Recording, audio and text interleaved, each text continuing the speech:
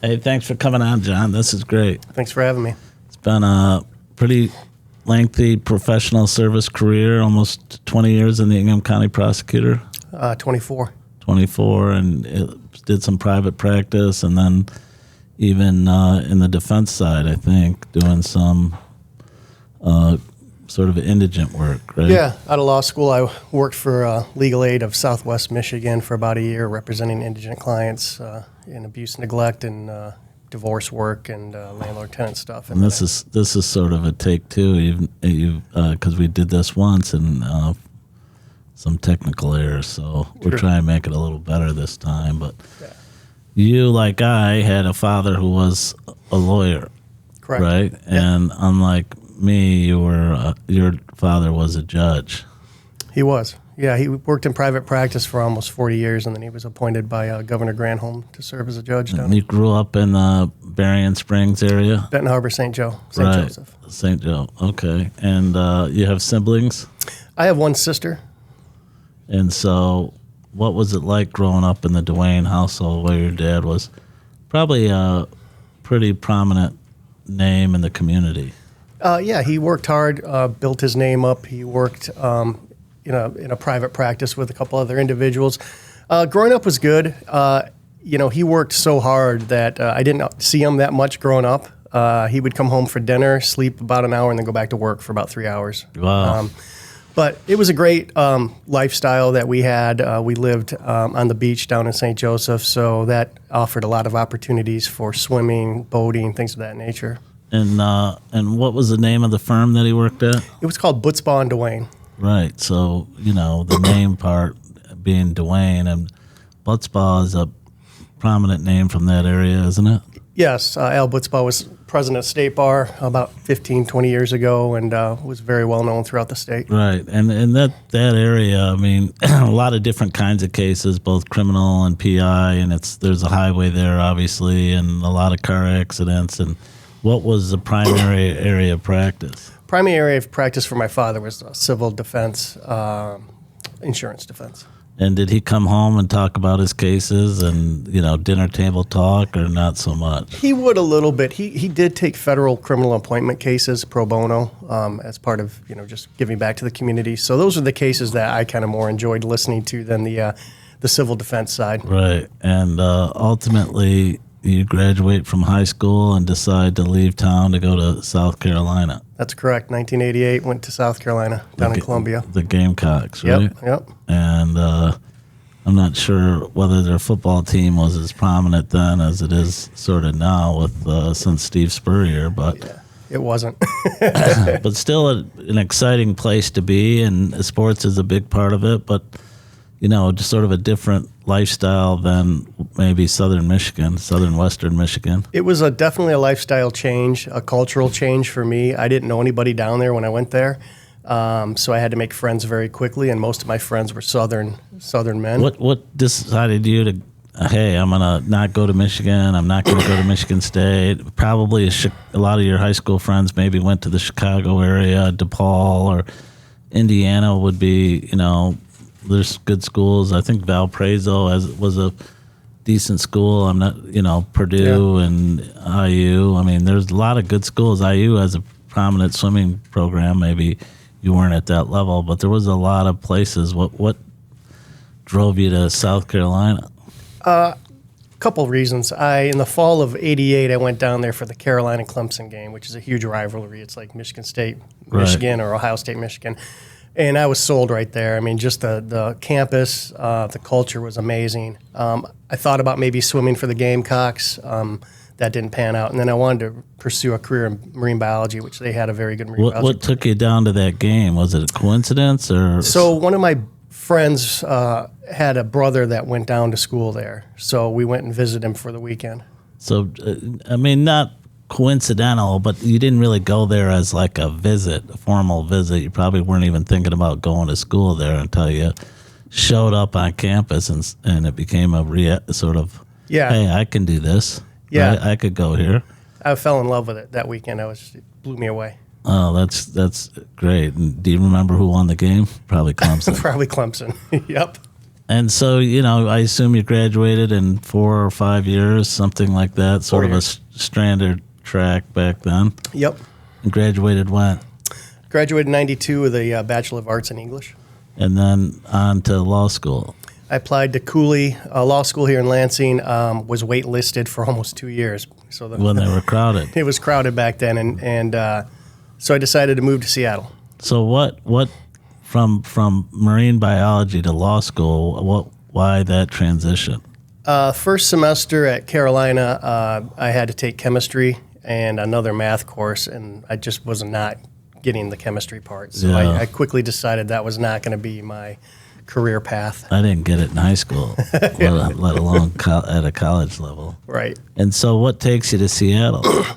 I had 2 years to kill before I had to come back to Cooley in the fall of 95, so I decided to road trip out to Seattle. I took a month off, camped the whole time out west, and then my dad knew a person in a prominent law firm that I worked in the law firm for. I did running papers to court and back and stuff like that.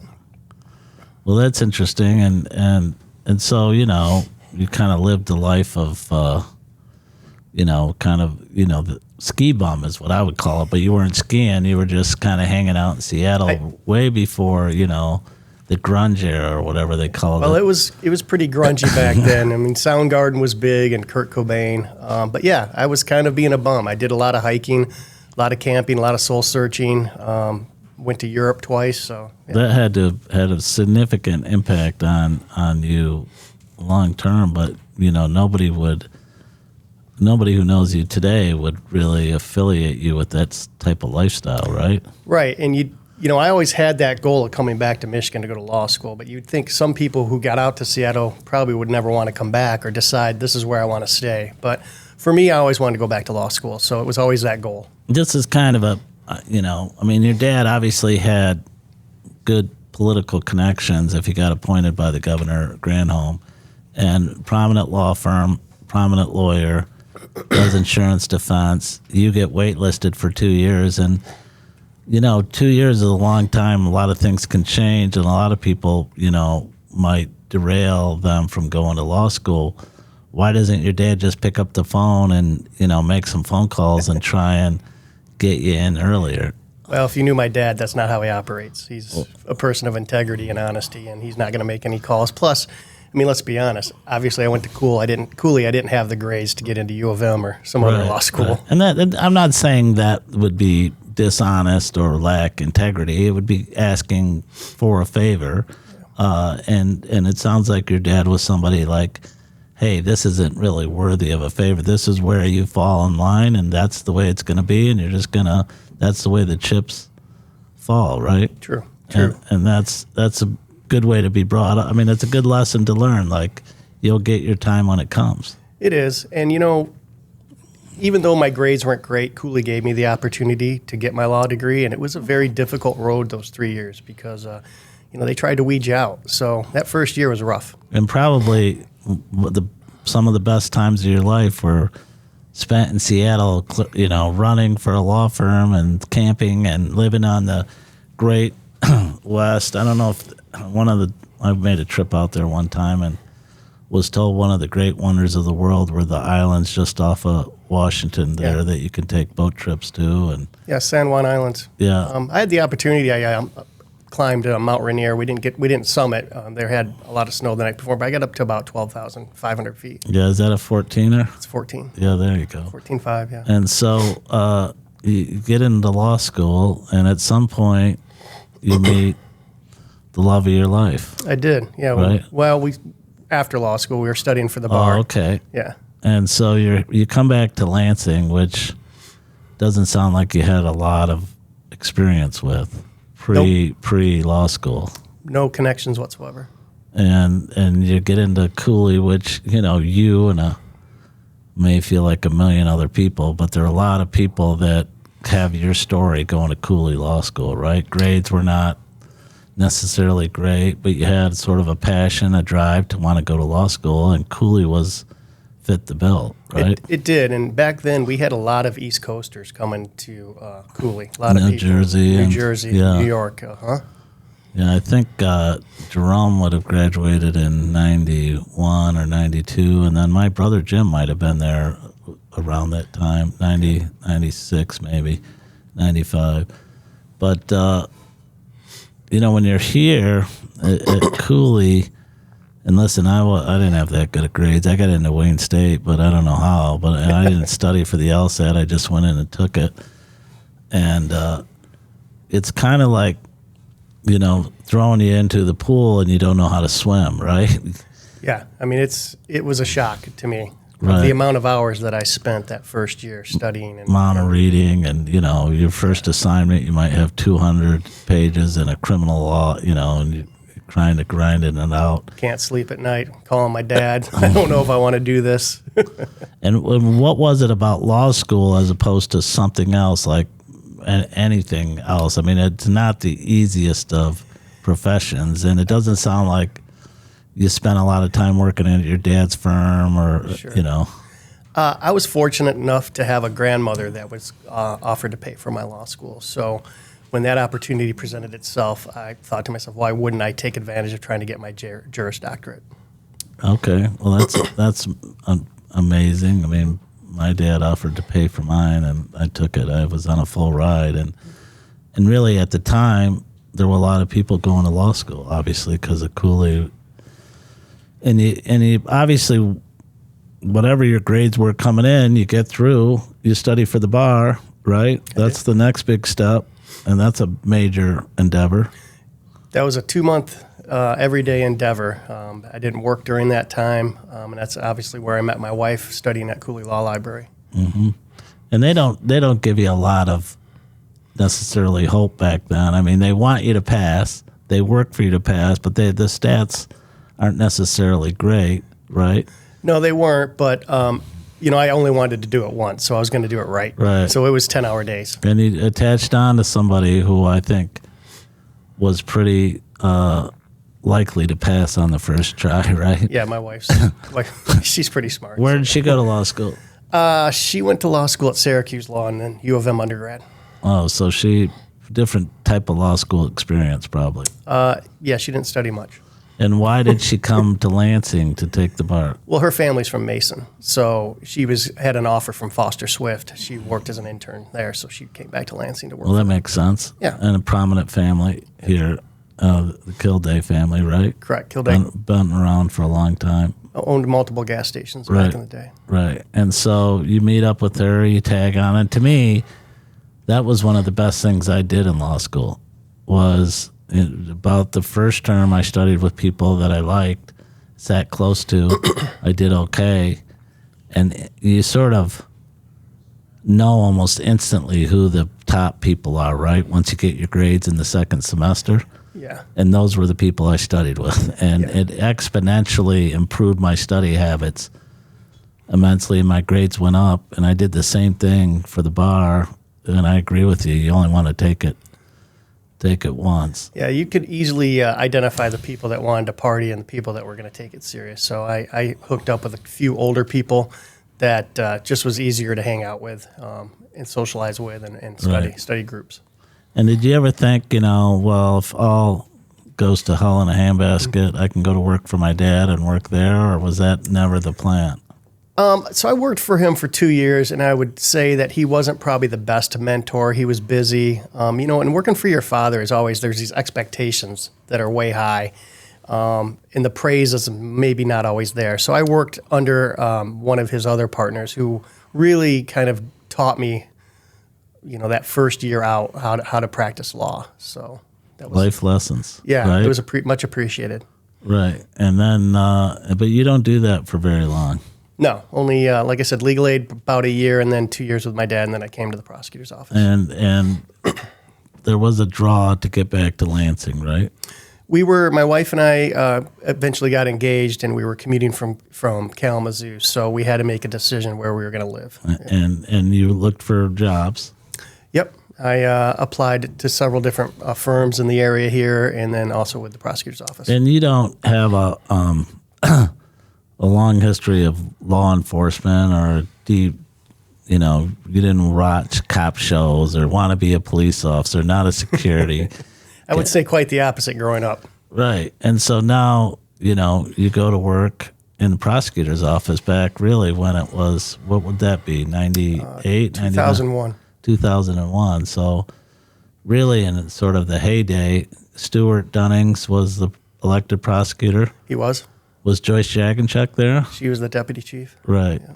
And Mike Ferenczi. Or she was actually the chief assistant when I got there. Yeah, Mike Ferenczi was there. And was Ray Purdy still there? He was. He left. He was still there, all those guys. So a lot of characters. I mean, it was a different time to practice law, for sure, right? A lot of characters, a lot of strong personalities, but a lot of excellent attorneys. Right. And we had the judges. So in 2001, do you remember how the circuit court was laid out? Because did we still have the mezzanine level in City Hall? Yeah, I think there might have been a satellite office as well downtown. But yeah. Yeah, the Glazier and Judge Stell. Brown. Did you practice in front of Judge Stell? I never was in Stell? front of Judge Stell. I think she retired before I got there, or right at that time. And then was Peter Houck a judge? I think Judge Houck might have still been on the bench. I recall Judge Brown, Judge Collette, Judge Manderfield eventually. Judge Harrison. Judge Harrison, yes. Yeah, and so did you get a chance as a prosecutor to practice in front of them, or did you? Well, initially I came in and worked in the abuse neglect second floor, what unit. we call. Yeah, unit for a while, and then I went to district court and practiced in district court for about 2 years before I finally went to circuit court. Right, and how were those days? Who mentored you in the prosecutor's office? Boy, I'd say Eric Matoizik was a pretty big influence back then for me. He was one of our top trial attorneys. He came from Eaton County. Yeah.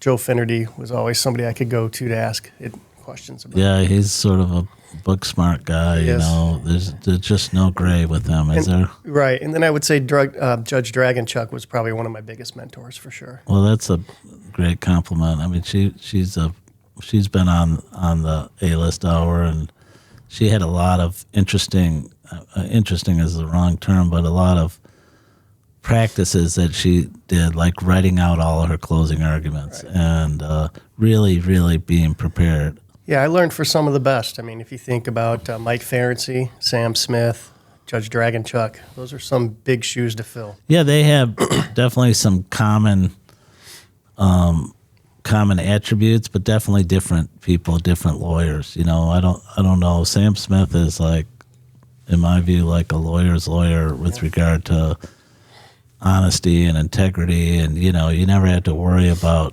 him trying to throw you under the bus, I think. And I was lucky; we had a few cases together. It was always sort of good when I got a case, and I knew Sam Smith was on the other side. Yeah. And so, you sort of work your way up, right? Yeah, worked my way up through the ranks, from abuse neglect to district court to crimes against children to becoming a unit chief of district court, circuit court, and then eventually getting appointed as deputy chief assistant. And one of the things that happens in the prosecutor's office, which is really a big advantage, is you get assigned to a particular judge. Yes. And that's gone on for a long time, right? It has. And so some of the judges that you would have been assigned to would have been like who? Oh, well, Judge DeLuca, Judge Cherry, Judge...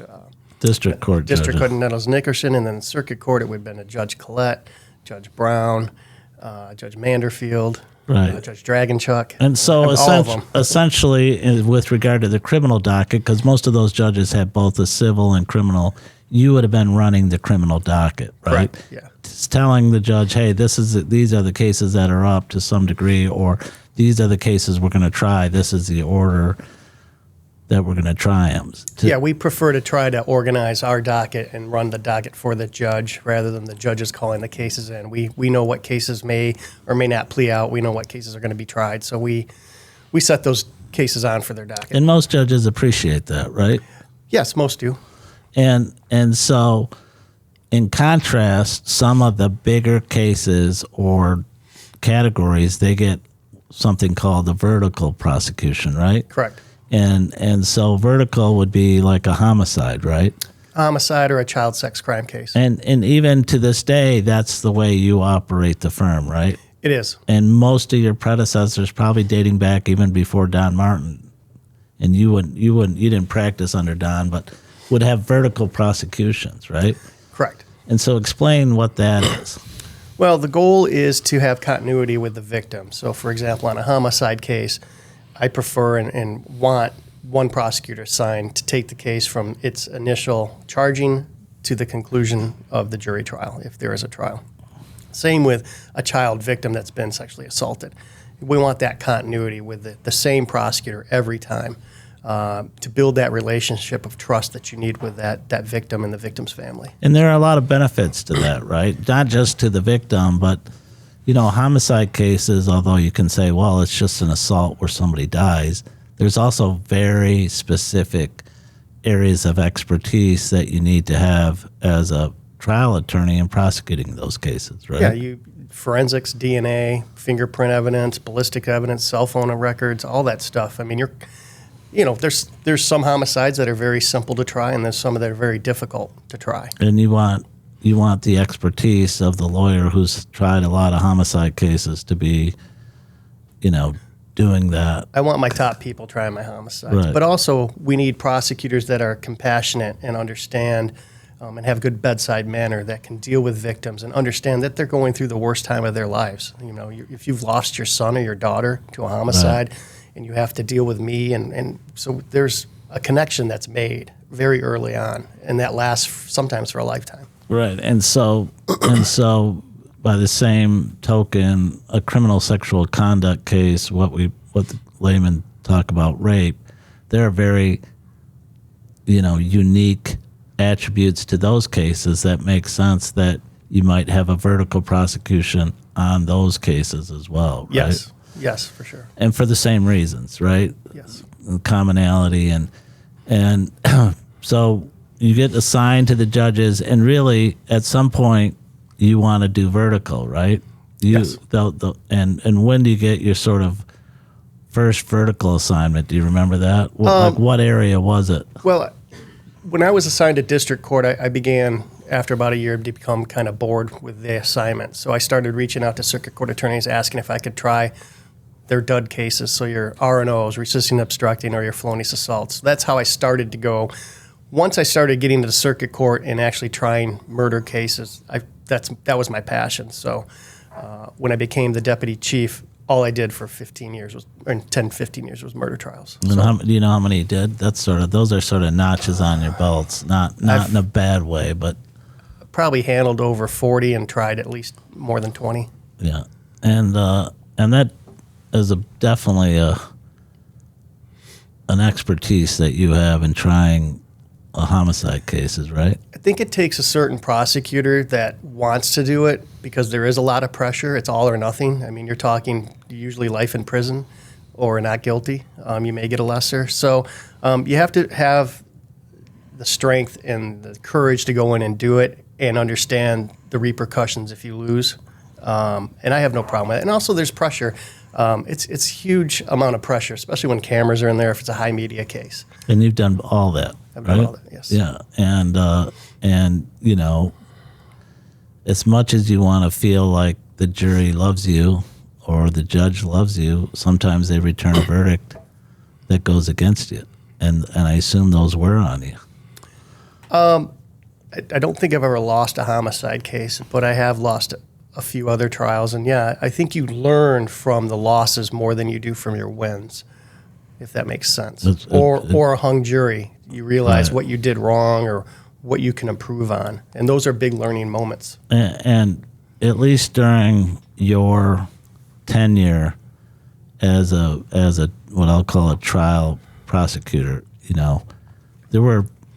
I think you were fortunate to have peers that were about your same age and experience who were also great lawyers, not necessarily mentors, but people like Bill Creno, who has tried probably your number one prosecutor right now, right? Yes. And I don't know when he started at the prosecutor's office. He's closer to my age, but he was in private practice for a while, so it had to have been close, maybe slightly before you. A couple of years before me. Yeah, and you guys sort of were tracked together, weren't you? We were. Yeah, we started off kind of together in the abuse neglect department, then worked our way up. But when you have a prosecutor's office with 32 attorneys, it's like a law firm, and you can bounce things off people, and especially having like Bill Carino or other top-notch trial attorneys to be able to bounce ideas and theories off or evidentiary issues while you're in trial is invaluable. Right, especially if you respect them and they have similar experience. Mike Cheltenham, who I consider to be a great trial lawyer, has done homicides. Yeah. You can walk into his office, and it's important not only that you have respect for them, but that you can take their criticism, and each has their own way of trying a case, and not saying one's better than the other. There's different ways you try a case, but be able to go to them and ask them about how they would do it, or how would they handle this evidentiary issue is huge. To have that person that you can rely on. And often, it depends on the judge, right? Sure. Hey, what do you think? How do you think Harrison will handle this? How do you think Manderfield? What do you think about Nickerson? I always tell my prosecutors, you need to know your judge and you need to know your defense attorney. Right. That definitely helps, right? Yeah. You should never go into a trial without first watching a trial of that judge.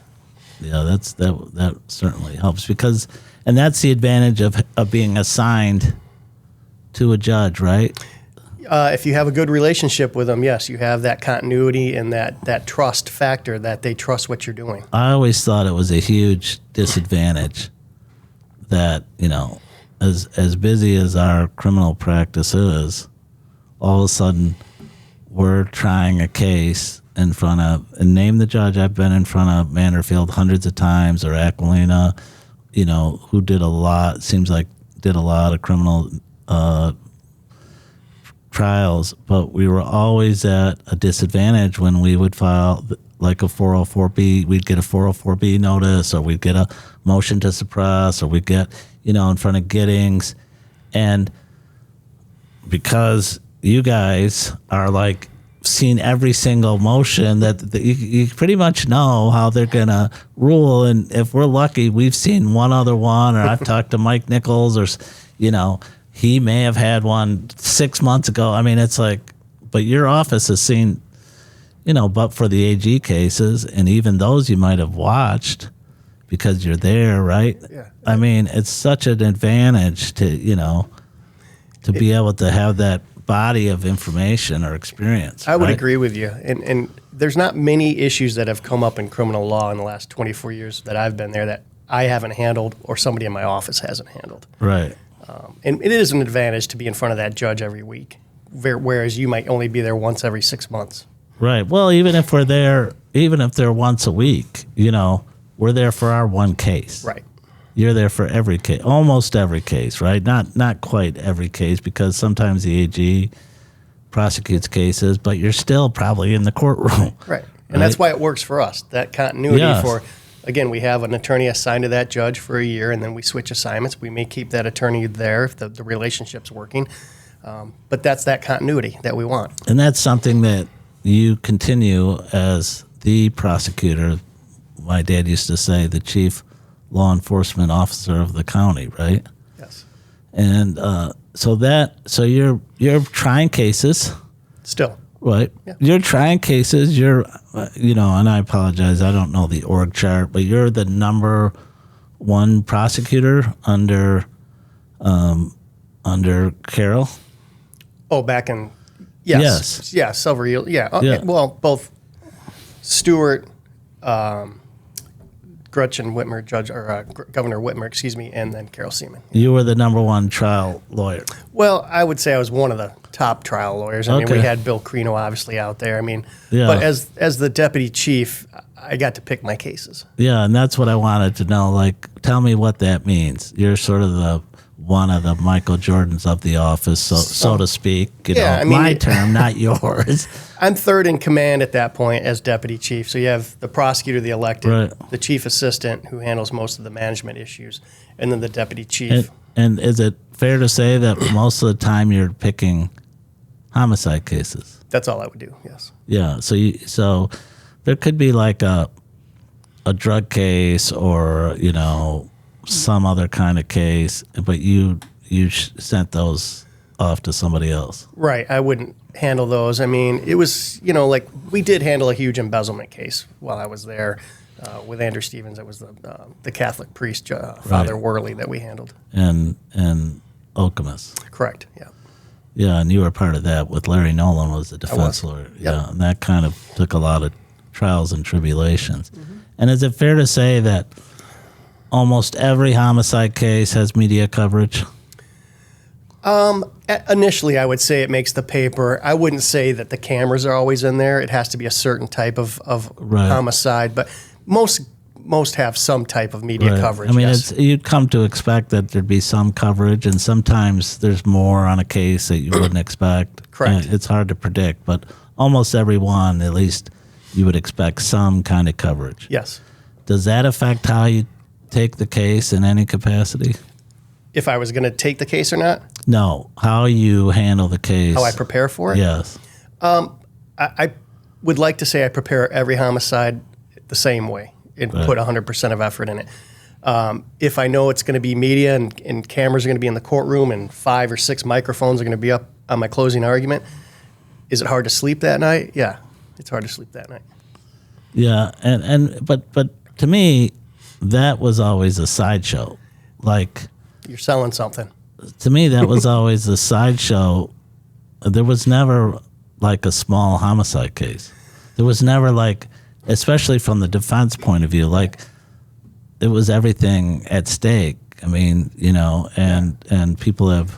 So the media was like the least of my concerns. Is it different when you're the prosecutor, especially when you're working for somebody else? Like, I'll tell you, when I walk into a courtroom, whether it's my opening or my closing or doing it, everything is zoned out at that point. No one behind me matters. The media doesn't matter.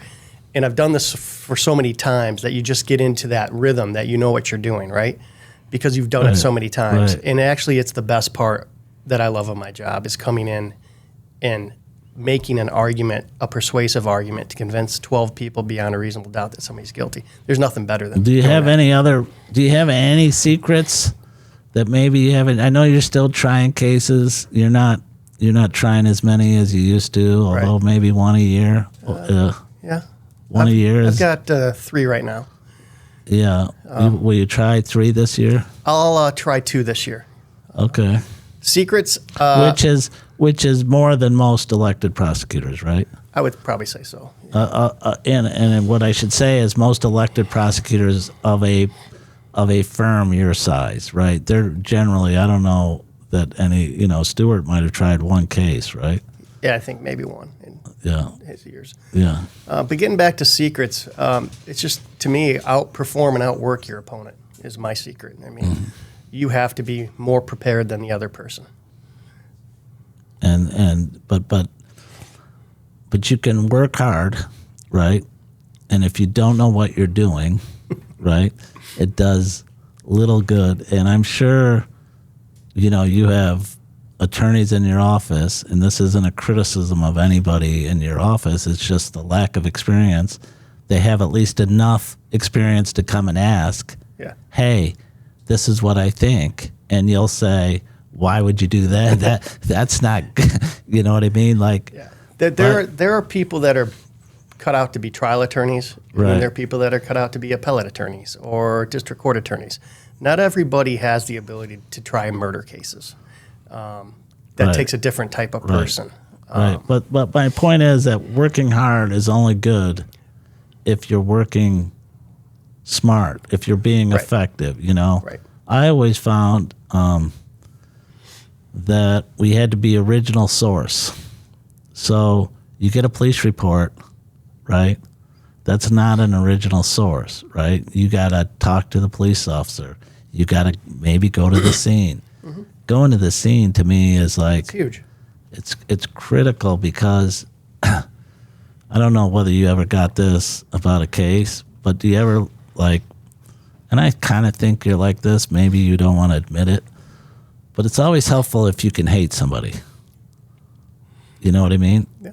Like for me, And it had nothing to do with the police officer, but you start looking at what they did, and if you hate them, if you hate what they did, if you hate what they said, it could motivate you, right? Probably be a better advocate at that time. Right? Yeah. I mean, and you look at a police report and you read it, and in your mind you're sort of thinking and you're visualizing it, but then you go to the scene and you're going, oh wow, I didn't see this at all, Right.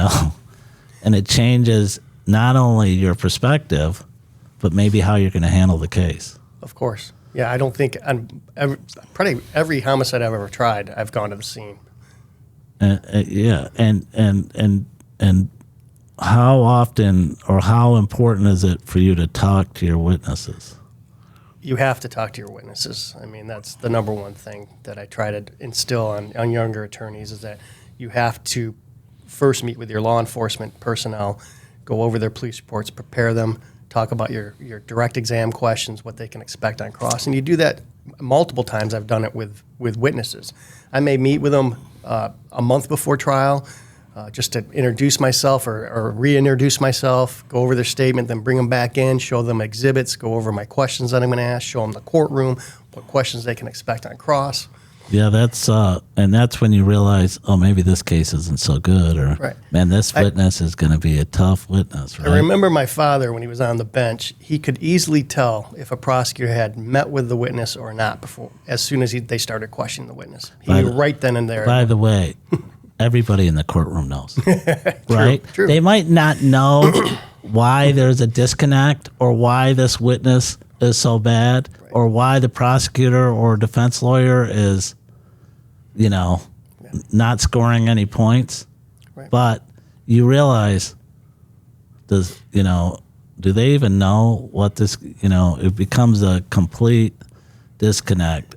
Very quickly, you can tell whether or not you've prepped your witness for Right. And just so there's no, because a lot of people consider prepping the witness as some kind of, sanding them down or whatever, Right. getting them to say something. And I assume that when you meet with somebody, the single most important thing is what? Tell the truth. Right. Yeah. Right. And it's okay if your statement's going to change from what you said a year ago, if there's things that you remember, not huge changes, but there's little things that everybody remembers or forgets. And that's part of human nature. That's okay. And I always say, it doesn't matter Yeah. what you say. It's how you say it. Yeah. Of course they're going to impeach you. Of course they're going to, it's when you let it look like, oh my God, Right. I said something different that, Right. when you make it look like it bothers you, that's when prosecutor or another lawyer scores the most points. We've all met people that we've put on the stand that probably lied at some point in the investigation or said something that may not have been truthful. But if you get up there and you own it and you let the jury know why you may have lied, maybe you were being threatened, maybe you are trying to protect somebody, maybe you don't want people in your business, I don't know. But the jury will accept that. They will understand. Yeah. If you come out up front with it, it's more accepting. Yeah, I don't think police officers are that upfront about lying, but they do often admit maybe they were mistaken.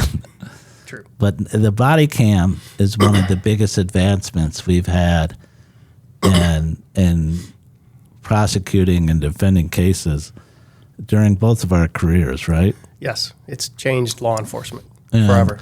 We talk about social media, and social media is important, but that body cam has been a huge difference, especially on, With respect to both of our professions, right. it cuts both ways. Yeah, and to me, I don't know that I would have ever been able to win an OWI case without the motor vehicle recorder and the body cam. Yeah.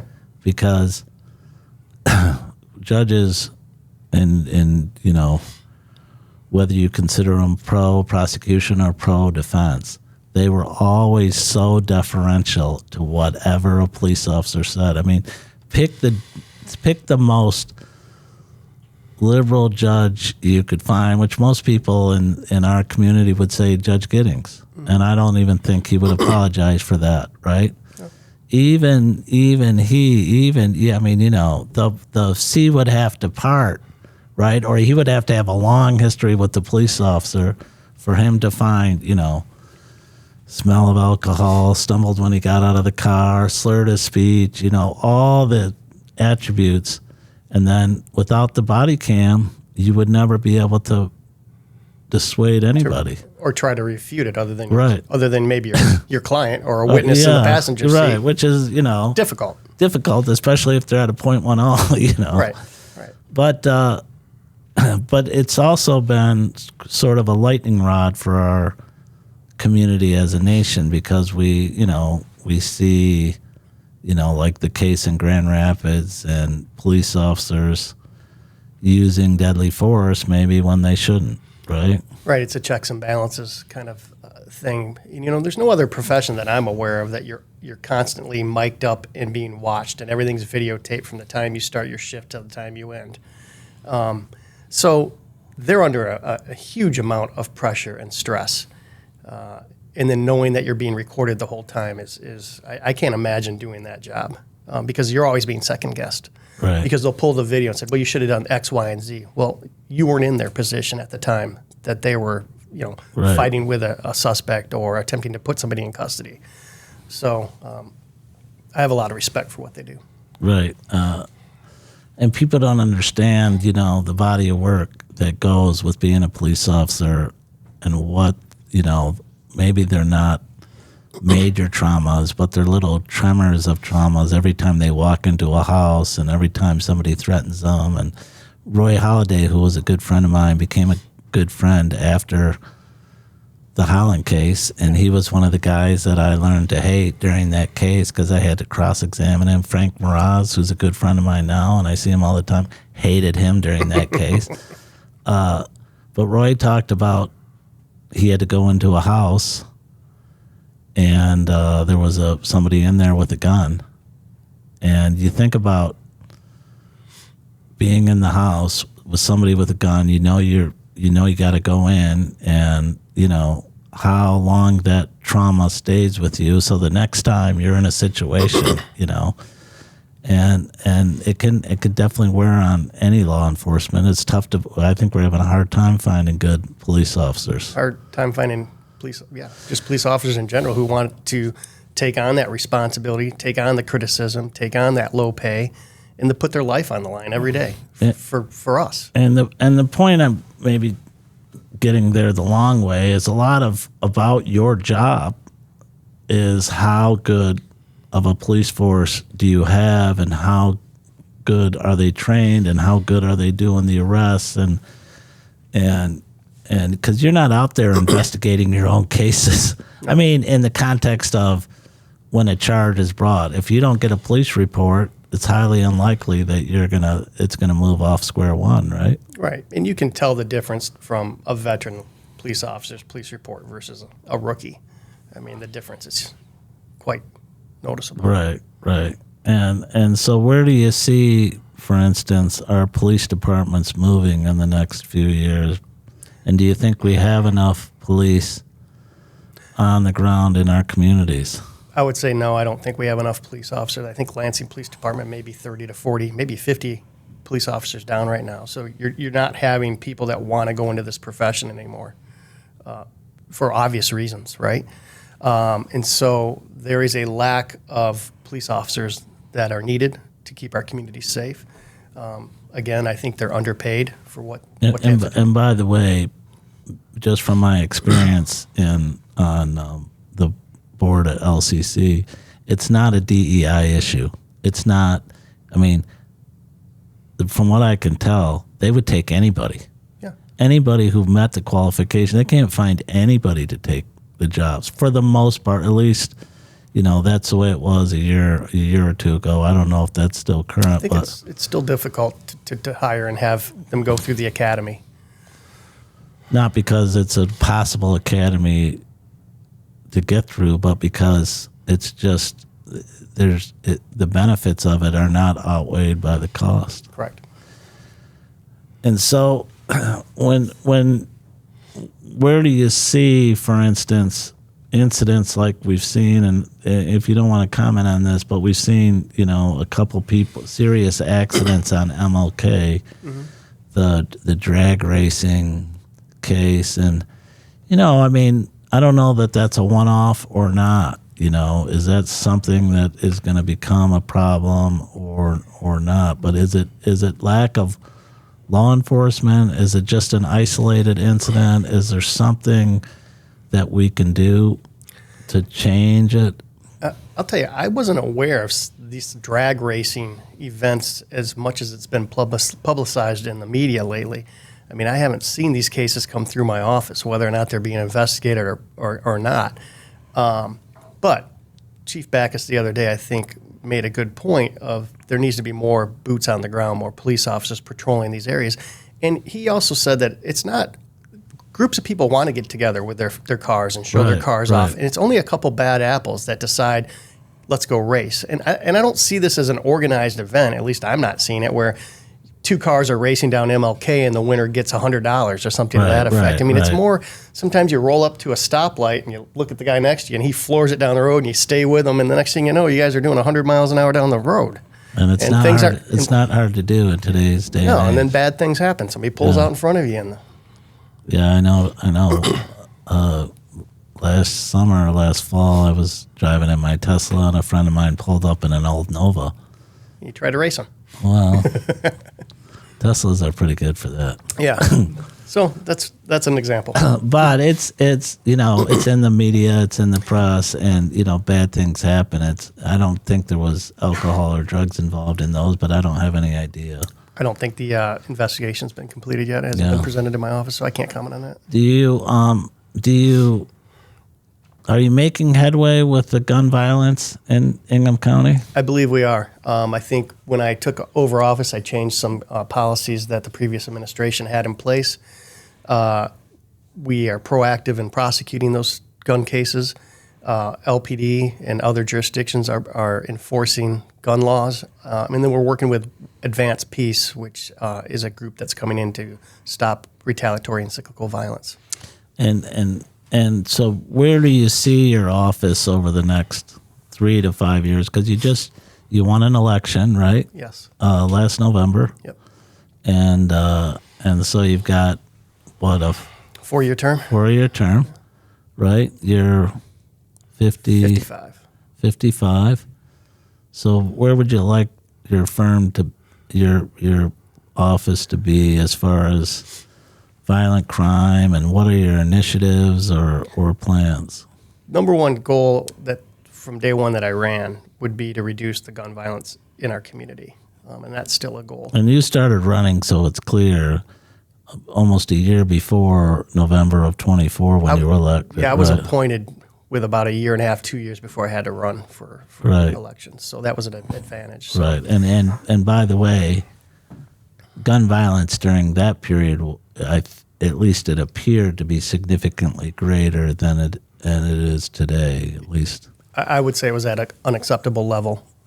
And whether that was due to COVID or other policy issues, it may have been just a perfect storm. It could be confounding variables, right? Yes. But regardless, when you're the chief law enforcement officer in a county is like Ingham, where the surrounding counties are more urban than Lansing, even though it's a significant part of your job, right? True. And similar to, the issues that the law enforcement are dealing with, lack of police officers, being able to come out of the academy and being employed, we have the same issues right now with a shortage of attorneys and prosecutors. Yeah. I'm 4 prosecutors down right now. We had 1 applicant that we interviewed. I have attorneys that I hire that haven't passed the bar yet. That's where we're at. So what I see in the future, 4 years from now, 6 years from now, is sure, I want to focus on gun violence, but I also need to focus on my office and bringing the new group of attorneys in, but being fully staffed. I haven't been fully staffed since I took over this job. That's a tough. And that's difficult being the boss. Yeah, and it's not like you can just take the cases. I mean, sometimes I say if the lawyer leaves here, it's like, okay, well, I just gotta. Yeah, I did a I lot. gotta just take more on. I gotta just be at more places at once. But in your situation, the volume is so high that you personally can't be every place all the time, and the volume is significant, right? I can't, but I do. I mean, I went to 54B on Tuesday and ran the docket because we didn't have anybody else that could cover it. So, I mean, at some point, How'd you do? I did pretty well. I was, got done in like an hour and a half. That's good. So there's times that I need to go to court because we're just so short-staffed. But we're trying to do our best to recruit people that want to come into this profession. Because I'm going to tell you right now, it's one of the best professions. I don't regret a day coming to work. And I've been doing this for 24 years. It is an incredibly rewarding job. And I honestly don't ever see you as being the guy that doesn't go to court. I mean, you're a prosecutor that really wants to prosecute, and you happen to have enough longevity to be the head guy. But I think you wanted to be the head guy when that time came, but I think you always will, on your tombstone, want it to be a trial lawyer, right? Yeah, it keeps me coming to work. It keeps me grounded. It shows my other employees that I still can do the job, that I'm just like you. I'll go to work and work hard. I don't sit in some ivory tower and just sitting here and criticize or bark orders out or things of that nature. I'm kind of one of you. I'm here to work. Right. I'm here to prosecute and get justice. Do you still take criticism? Always. I know you take it from your wife, but do you? No, that's how you learn. How to be a great trial attorney. I know Bill. If you did something stupid or whatever, he can probably do a good imitation of you and kind of make fun of you. But how do you keep that door open when somebody 5 years or 10 years in your office wants to come in and say, "Hey, I think you handled this wrong," or maybe that's just not an option. I mean, is it like an anonymous note they can submit? Or? Well, first of all, my door is always open at my office. So I always have people coming in and wanting to talk. But if you're so thin-skinned that you can't take criticism, then, you're just not a good attorney and you're not a good prosecutor, because I am not perfect.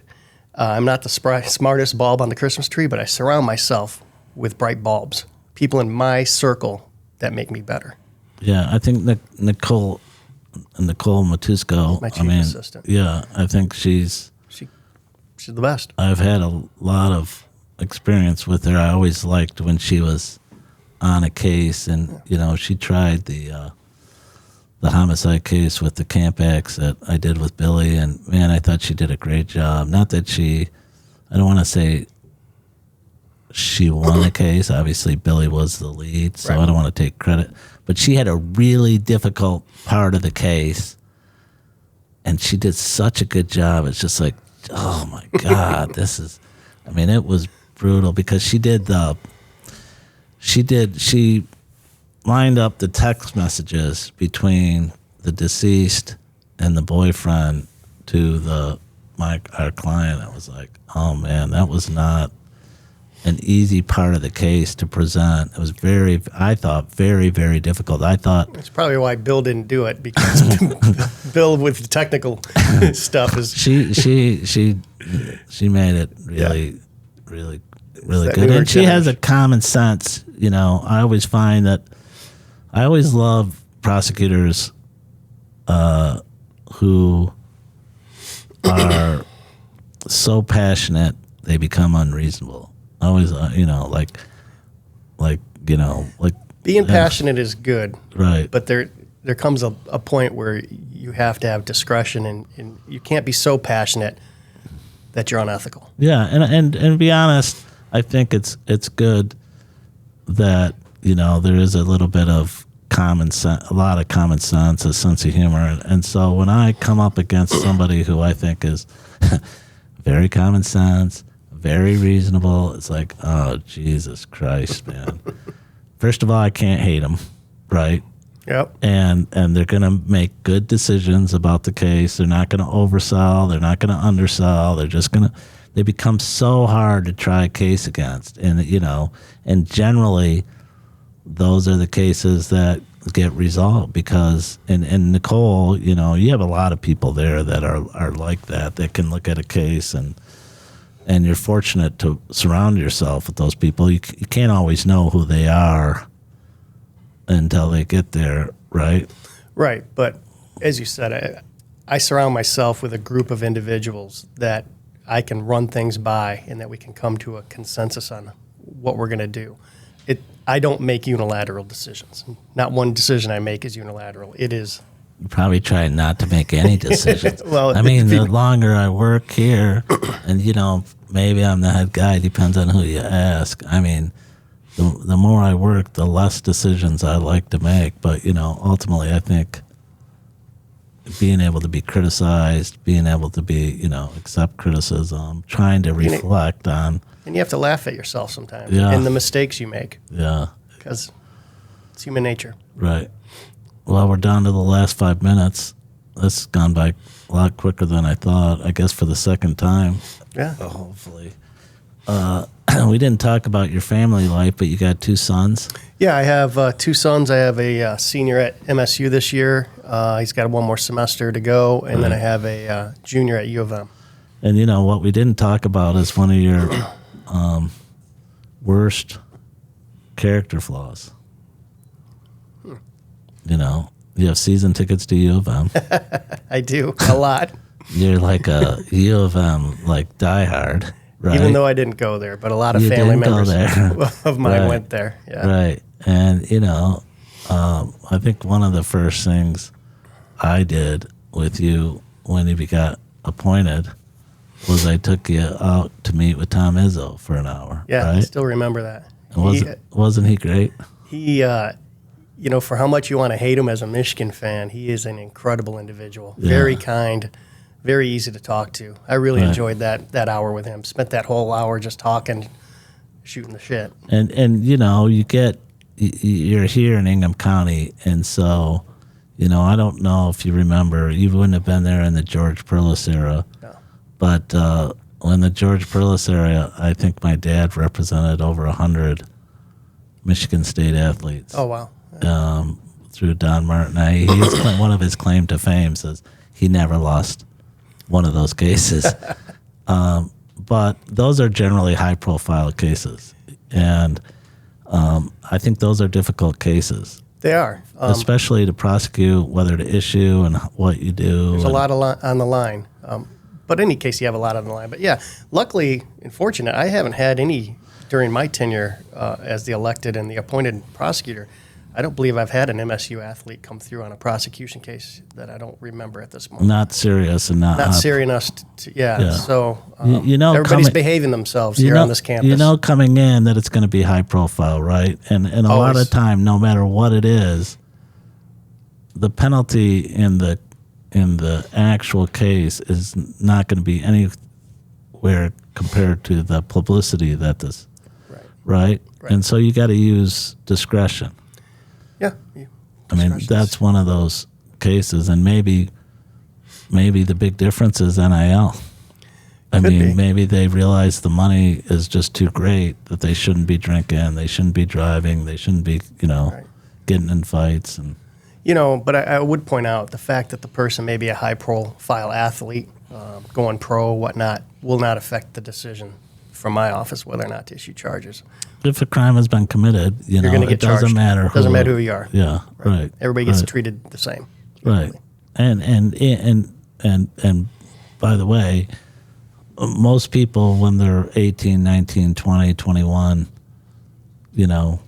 make mistakes. They make mistakes, but they generally don't end up with a criminal record. Generally, if the cases are resolved. Whether it's this is great.